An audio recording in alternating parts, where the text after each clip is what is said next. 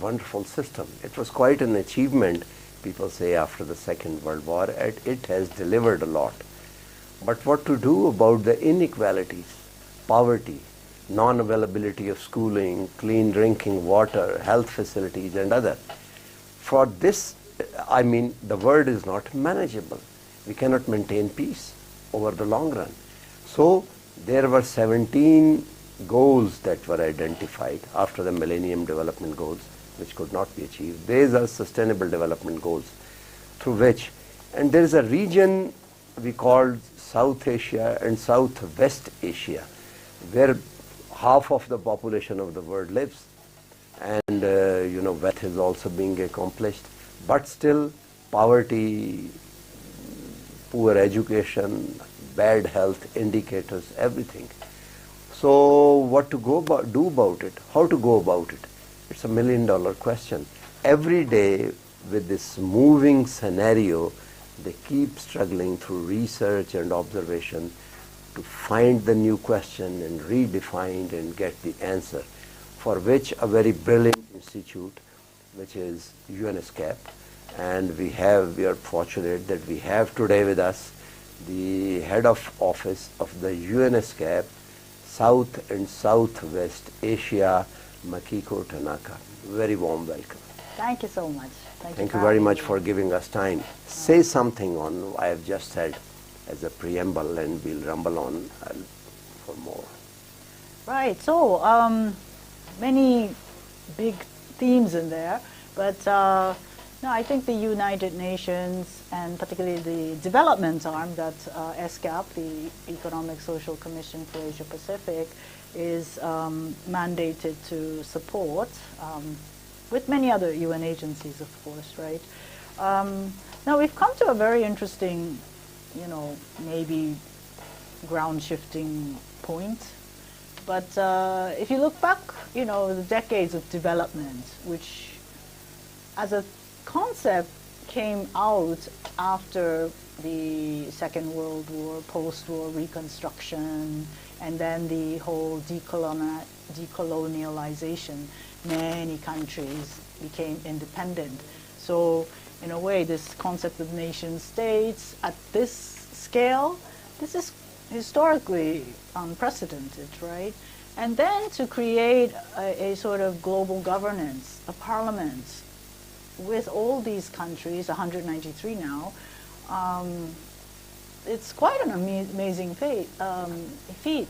So after the war, and then this development, came about because these newly independent countries also wanted to come up to the same standards of governance, the same standards of socio-economic, status for their people as those that have come before, which are, so-called developed countries, right? So out of that, there's been a lot of experience around then how do you develop? How do you develop a new country, for instance? And, there was this whole, donor or, these countries that are already developed that will provide technical assistance, financial assistance to these new nations to be able to come to speed. And, over time, basically, this whole, what is development? I mean, economic development, that was probably the first one that came on board, then it's social, then it's environment. So it all really, I think the knowledge base of development and the experience of it also deepened and expanded. This Sustainable Development Agenda, 2030 Agenda, which has the 17 Sustainable Development Goals, actually, it's the most ambitious development agenda we've ever had in this world and human history, I would say.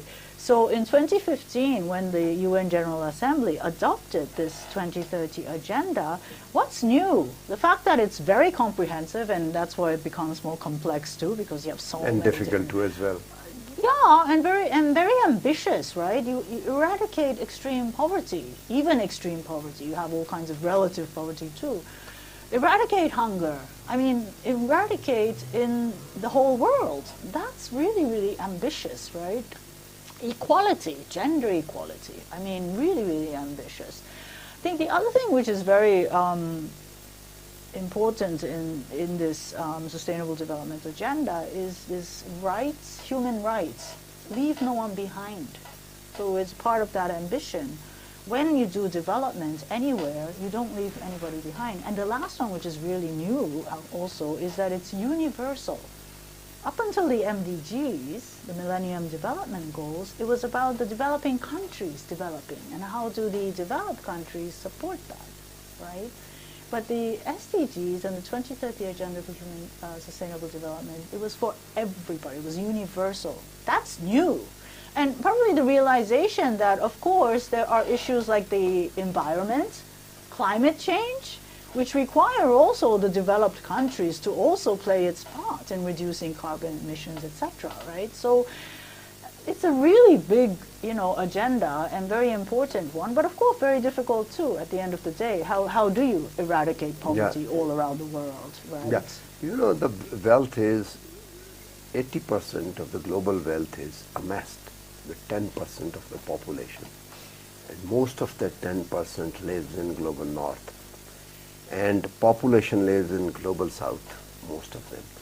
So how do you think how you are going to implement this agenda?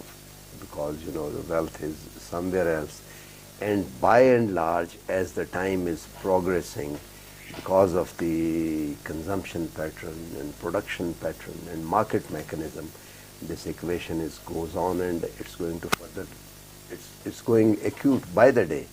So how do you think what it's going to be achieved?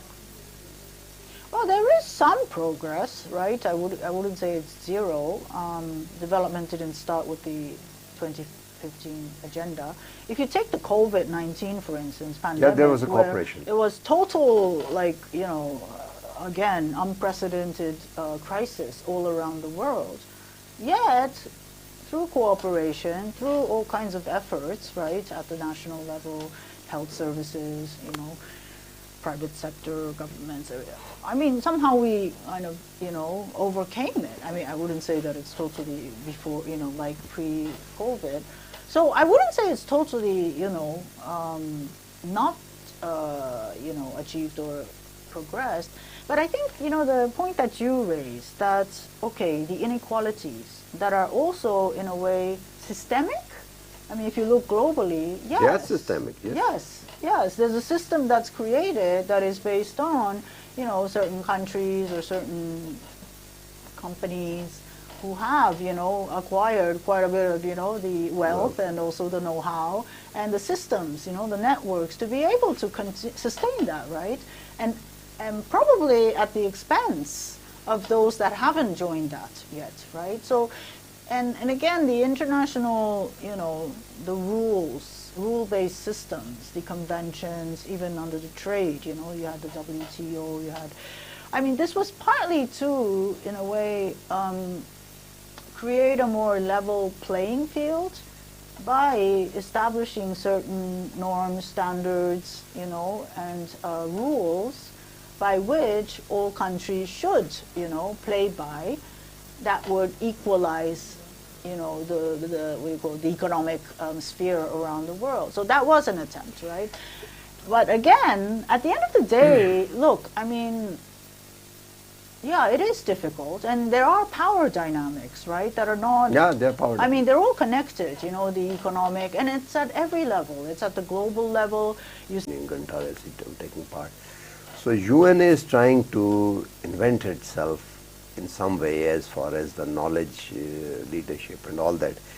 Do you think that the system which is responsible for delivering all that, the system must be changed, as the Nobel laureate says that creative destruction should take place. Last, why nations fail and all that, and this year as well, this is the creative destruction.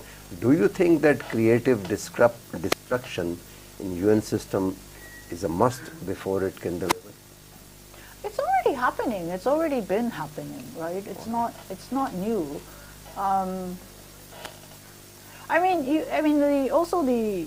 The principle of delivering or achieving SDGs was everybody had to participate and everybody had to cooperate. Everybody had to play a role in it. Yeah. It wasn't about, okay, wait for the I don't know, whoever it is, this developed country or the donor, to provide the financing to fix the problem. I mean, it's not as simple as that, right? It requires everybody's effort in a way, including also people as well. But again, if people are not, don't feel they have the agency, the capacity, the information, ability to be able to improve their economic status, their family status, social, etc., etc., etc., I mean, there is a role for it within a country, governments to play that, to create that, what we call enabling environment, right? For that, yes, there have been lots of development funding that have come through many developing countries over the decades, right? So what's the result of that is one question to ask. Some countries have been able to, you know, move that, use that to actually build up the society, right? So then, okay, so who is to blame? I mean, again, what I'm saying is that I think it's a very complex, you know, dynamic where you need the cooperation, and cooperation is really key. And this United Nations, the concept itself, although of course it's, you know, any system is as good as its human components, and you know, human beings are not perfect here, so therefore, you know, the weaknesses also come from there as well. But if there is cooperation and goodwill in terms, and also commitment in terms of, you know, doing its part, whoever it is, in development, of course it will go better, right? But there are challenges, of course. I was interviewing the principal economist from Thailand, from the UN system, who was responsible for that global, to think over that global financial system and how to. And he said then that it's not enough money for sustainable development goals, so the countries would have to contribute a lot. I just started to calculate, and they'd made about $5 to $10 billion every year. 70% of Pakistan fiscal resource and other resource, because the debt that comes on budget support goes for the debt repayment. And most of it is not debt repayment, that is debt servicing only. That is there. That is climbing all the time. From where the money is? I asked him, so what? So the sustainable development goals have failed? So you may think so. Yes, they are. So what is the advice in these circumstances? How would you think that countries like Pakistan and Bangladesh and Sri Lanka, how should they rumble on? Well, I think you have to ask the Bangladeshis or the Pakistanis to really, you know, dig into that question. How do we, you know, develop? How do we get out of the vicious cycle? Because there are vicious cycles everywhere, right? I mean, I think it's still, so the countries have to find the solution. Everybody has.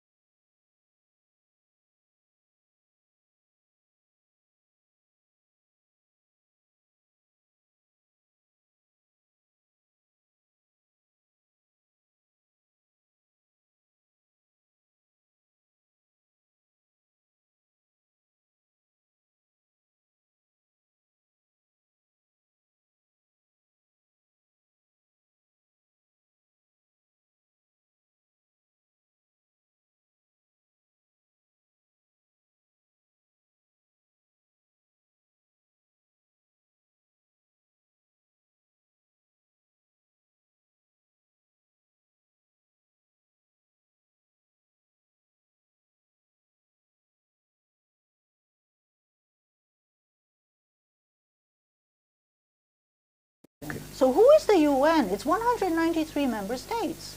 And then you have lots of institutions and agencies. That is definitely something that I think, you know, needs to change.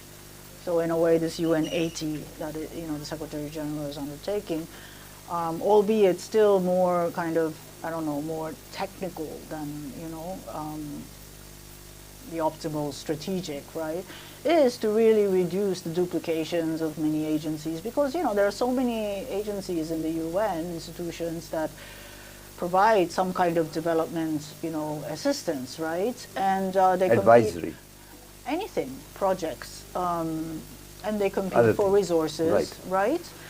And they also cost. If you have a project and if you have a UN institution involved in it, or any player for that matter, right? There are costs of that too. So, however you cut the cake, I think there are, things that need to, change or improve. But the thing is, the whole system is also kind of in that vicious cycle, right? Of, okay, so who the chicken and egg, okay, where does development start? Who has to move first? Who has to solve it first? I don't think there's any one person or one country or one institution that has to solve it first. I think everybody has to do it in the same way. One positive, but I see of the SDGs, right, which continue to, in a way, surprise it has generated me. debate at least. Surprise me is that even if you have communities or, political parties or countries that are in some kind of, disagreement or conflict, if you have a meeting, there's still this concept of SDGs that people talk about, right? Yeah. To establish a common framework around development, I think in a way is a very, good thing, right? Now, how to implement it is really where the problems are, or where the challenges are. And I think, the solutions are multiple. Depends on who you're talking to. It depends on where the, that problem needs to be solved. I do think, as very simplistically, in a way, this concept of subsidiarity, meaning that, okay, if people are able to do things, right, let them do it. You don't need somebody else from outside, doing anything, because they will not necessarily know the situation and the problems and the solutions as well as those on the ground, right? But there are things that they cannot do themselves, communities, villages, women or whatever group you take. That's where some higher level intervention is needed. And is that, a local government or a, urban kind of council? Or is it a kind of multi-stakeholder kind of, setup where you have voices of the communities, you have governments, different levels, because, central governments also have a role to play. They usually have the largest budget in the country, and some transfer needs to happen if that's allowed. Decentralization is also sometimes an issue in many countries. The more you can decentralize, meaning delegate, task responsibilities downwards to those that are closer to the problem, the theory is it's more efficient, right? And also the people feel empowered, they can actually do something. But the more that is obstructed or, and this also spirals up to the global level as well, right? The more the agency or that power is given to others, I think it becomes more complex. This becomes a vicious cycle. So I think depending on who you're talking to, I think that the solution and the approach will also change. Two last questions. Yeah. It's everybody's institution, 119 countries, all have stakes in it. But do you think there is some sort of inward thinking or soul searching on the part of the UN and the Commission for the South Asia, Financial and Social Commission for South Asia, that it should reinvent itself given the current situation? The question is there. I think never done ever. The fact that, major funding cuts are happening, right? That's right. And also, major questions are being asked on things that we thought were, in a way, common sense. SDGs, for instance, development, equality, inclusion. We thought this was at least, conceptually as a theory, it's given. But there are, that's being questioned now, right?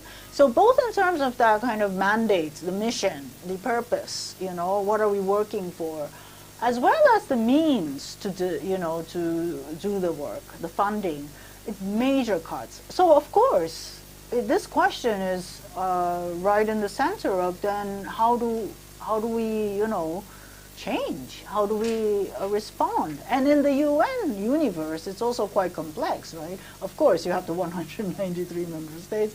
SCAP has, 53 member states. They all have their, different meetings and decision-making processes. And then you have, within the Secretariat, different divisions and different, so what do we do? Are we doing our work well? I mean, should we stop something? But the answer, yeah, I mean, there are some answers that are coming out of the Secretary General's, proposal to the General Assembly. But yeah, it's not an easy process, to say, okay, let's stop doing this, Yeah. And, but do you think that at some point in thinking these organizations, UNESCAP and others, would reach so they can speed up the delivery on Sustainable Development Goals? Because these institutions are the locomotive. If the locomotive will move, only then the tango can start. There I'm not sure. Again, I go back to, I think, my belief that everybody has a role. Unless Right. everybody, like I say it in the kind of, concept, but unless it all goes together, it's not going to move, right? Say and some- yeah, just yeah. listening to, for instance, this forum that we have together with SDTI here Okay. in Islamabad, right? It's the South and Southwest Asia Forum on Sustainable Development. We've brought in, stakeholders from government or civil society or regional institutions, youth, women, private sector, really to give their views, right? How do you move this SDG? It's not working the way it is. How do you change it, right? And this is the thing. The locomotive is actually not in the UN. It's actually on the ground. Yes, there are so many people working for that. Now, question is, how does it come together to actually make the changes forward that are not reversible? So I would slightly disagree on that. UN is the locomotive. I think there are many more actors now, and that's a positive. Actually, Yeah, that's a part of the positive. 2014. Last, just before we conclude that, because of the shortage of time on your part, any advice or any observation on Pakistan? From the lens, from the window you see this country. Cooperation or advice or anything. I think it's advice for any country I would give, I think start with what you have. And I think the ability to be able to tackle some of these difficult questions, like we just had a panel discussion around how do you advance or even keep sustainable development on the agenda.